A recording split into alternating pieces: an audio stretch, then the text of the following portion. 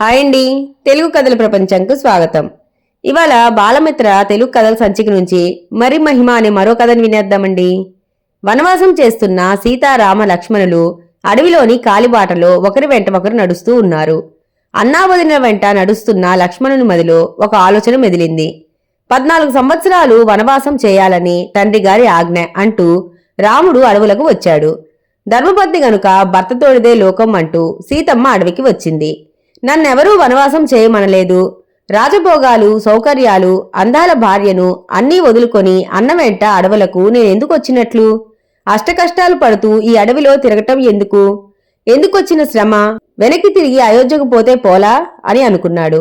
మరికొంతసేపు నడిచిన ఆ ప్రదేశం దాటి అవతల విశాలమైన వటవృక్షం కింద విశ్రాంతి కోసం చెట్టు నీడలో ఆగారు.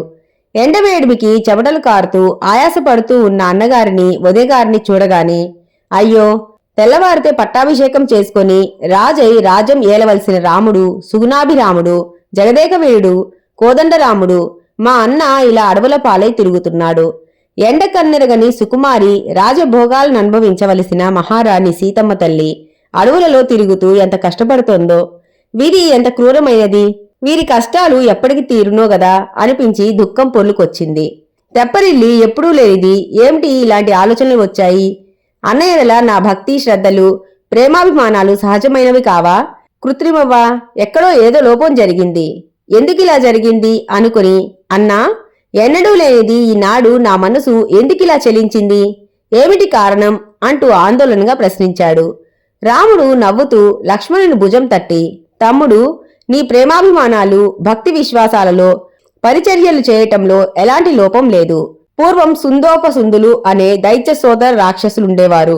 వారు పరస్పర అనురాగబద్ధులే కాని తిలోత్తమ అనే అప్సరస కాంతపై మోహంతో ఆమె నాది అంటే నాది అని వాదులాడుకొని పరస్పరం కొట్టుకొని చచ్చారు.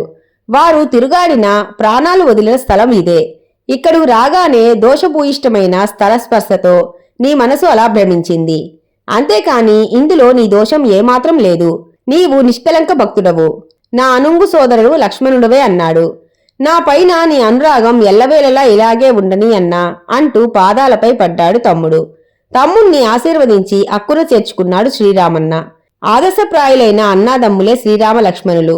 స్థలమహత్యం అంటే ఇదేమో. ఇంతటితో కథ కంచికి మనం ఇంటికి. ఈ కథ గనక మీకు నచ్చినట్లయితే లైక్ చేసి, షేర్ చేసి, కామెంట్ చేసి మన ఛానల్కి సపోర్ట్ చేసేయండి ఫ్రెండ్స్. ఇక ఉంటానండి. By by.